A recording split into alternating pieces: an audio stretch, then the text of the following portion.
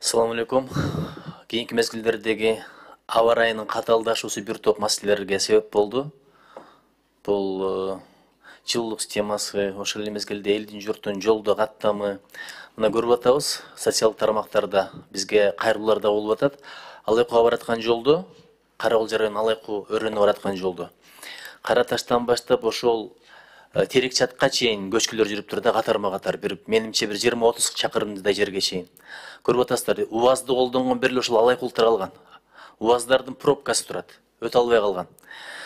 Албетте тазалоо иштери жүрүп атат. Өзгөчө кырдаалар министрлигине деги эле тиешелүү мекемелердин баарына рахмат. Бирок техникаларды көбөйтпөсө бул проблема бир топко чейин созулчудай да.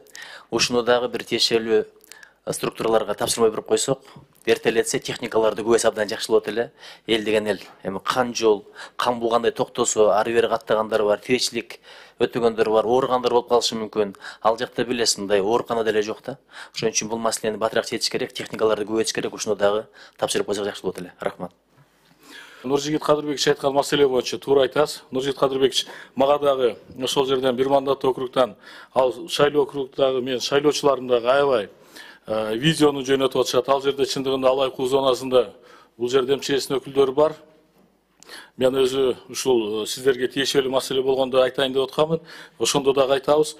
Ошол жердеги Алайку зонасындагы маселе боюнча дагы түздөн түз протоколдук тапшырма берип, ушул жерде комитеттин атынан тиешелүү иш-чаралар жүргүзүлүп, кошумча техника тартылып, биздин алайкулук туугандарды ушундай кычкыроодо биз жалгыз калтырбай, ар дайым жол ачылып, тиешелүү саламаттык сактоо, билим берүү, ошондой эле күнүмдүк турмуш тиричилигине боло турган жагдай, шарт түзүп беришибиз керек.